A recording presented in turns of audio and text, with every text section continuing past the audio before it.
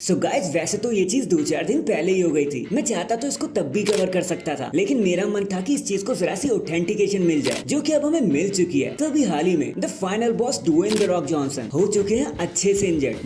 ना किसी wrestling match की वजह से नहीं, कोई बड़ा एक्सीडेंट भी नहीं हुआ, उनकी लड़ाई भी नहीं हुई, बल्कि वो हाल ही में द स्मैशिंग मशीन नाम की मूवी पर काम कर रहे थे, जिसके चलते उनकी एल्बो डैमेज हो गई। खुद रॉकी ने इस पर बयान देते हुए हम सभी को बताया कि देखो, कुछ टिश्यू डैमेज जैसा तो यहाँ कुछ भी नहीं है, लेकिन ये एक रैप्चर बर्सा सैक है जो जल्दी हील हो जाएगा, तो चिंता मत करना, डू नॉट वरी। आप जो ये निशान देख रहे हो ना रॉक की एल्बो पर, ये एग्जैक्टली वैसा ही निशान है जैसे 2018 के आसपास ट्रिपल एच को मिला था, जब वो शॉन माइकल के साथ एक टैग टीम मैच लड़ रहे थे। लेकिन बात तो देखो अलग ये है ना कि द रॉक की एज ऑलमोस्ट 50 प्लस हो चुकी है, तो इस उम्र में कोई इंजरी हो जाना रॉक के लिए भी काफी डेंजरस हो सकता है। बाकी लेट्स सी, होप वो जल्दी से ठीक हो ही जाएंगे। #The great one for a reason. और बाकी आप इस वीडियो को एंड तक जरूर देखना, क्योंकि शायद कोई पर्सन रिटायर होने वाला है। एंड नाउ आप देख रहे हैं रेसलमैनिक्स, सब्सक्राइब करना तो बनता है। वेल, अंकल हाउडी की हाउडीनेस तो अब हर जगह देखने को मिल रही है, एंड रिपोर्ट तो ये भी कह रही है कि नेक्स्ट मंडे नाइट रॉ पर अब सारे ही पत्ते जल्दी से खुलने भी वाले हैं। इसी के साथ अंकल हाउडी का शेड्यूल भी अब हमारे सामने आ गया कि वो करने क्या वाले हैं। तो माना ये जा रहा है कि उनका पहला टारगेट होने वाले हैं द जजमेंट डे, जहाँ पर uncle howdy team judgment day के बीच की पड़ी दरार को हम सभी के सामने लाने की कोशिश करेंगे कि कैसे मामी के चले जाने के बाद टीम कमजोर हो चुकी है, और कुछ ऐसे ही करते हुए वो नजर भी आएंगे आगे आने वाले महीनों में। बाकी देखो यार, अगर डीमन किंग फिन बैलर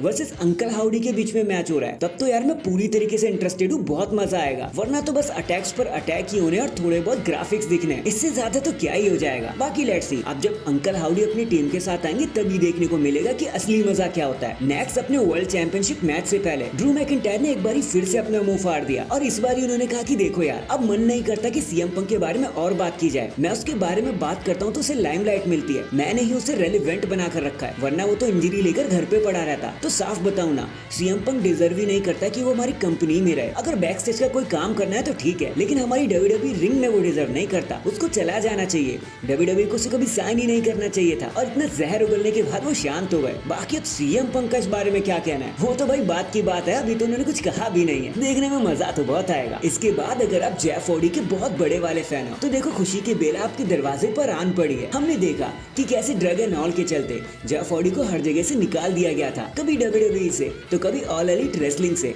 तो देखो अब न्यूज सामने आ रही है कि जेफ हार्डी अपना आखिरी बार रिटर्न करने वाले रेसलिंग रिंग में, और सोर्सेज के मुताबिक उनका पहला कदम हो सकता है टीएनए रेसलिंग। और जिस तरीके से डब्ल्यूडब्ल्यूई एंड टीएनए का क्रॉसओवर चल रहा है ना, तो मे बी जेफ हार्डी एक लास्ट बार डब्ल्यूडब्ल्यूई में भी आ जाए, क्योंकि थोड़ा बहुत बिजनेस तो उनका यहाँ भी बाकी है। अब देखते हैं कि भाई जब पहले वो आएंगे तो किस तरीके का बिजनेस ऑपरेट करेंगे वो, क्योंकि जेफ हार्डी को रखने में आजकल कंपनी बहुत आनाकानी कर रही है, क्योंकि भाई वो बात नहीं मानते। बाकी लेट्स सी, अब जब जेफ हार्डी आएंगे तो किस तरीके की खुशियां और बिजनेस लेकर आएंगे हमारे लिए, देखने में मजा बहुत आएगा। इन दी एंड भले ही एजे स्टाइल ने अपनी रिटायरमेंट स्पीच दे दी हो, अच्छे से दे दी हो, शायद उन्होंने हमें बेवकूफ बनाया हो, लेकिन मे भी वो पूरा झूठ तो नहीं था। और ये सिर्फ हम ही नहीं कह रहे हैं, टेडी लॉन्ग एंड बहुत से एक्सपर्ट्स का भी यही मानना है कि एजे स्टाइल की जो रिटायरमेंट स्पीच थी ना, वो काफी हद तक रियल ही थी, उसमें से कुछ भी फेक नहीं था, बस वो रिटायरमेंट अभी नहीं होने वाला। बाकी एजे स्टाइल ने अपनी स्पीच में जो भी बातें कही थी वो 16 आने सच थी। एंड वैसे भी एजे स्टाइल का ये आखिरी कॉन्ट्रैक्ट उन्होंने खुद ही अपने मुंह से बोला है, तो पता नहीं कौन सा मैच उनके करियर का फाइनल मैच बन जाएगा। और यहाँ तक कि ये भी माना जा रहा है कि जिस तरीके से क्रॉसओवर्स हमें देखने को मिल रहे हैं, तो एजे स्टाइल बहुत जल्दी टीएनए में भी अपना एक फाइनल रन देते हुए नजर आ ही जाएंगे। आखिर उन्होंने अपनी लाइफ का सबसे बड़ा टाइम टीएनए में ही तो देखा है, तो जाना तो बनता है। तो फिर हो सकता है कि क्लैश एट द कैसल वाला जो उनका मैच है ना कोडी रोड्स के साथ, द आई क्विट मैच, वही एजे स्टाइल के करियर का लास्ट मैच भी हो। अब लेट्स सी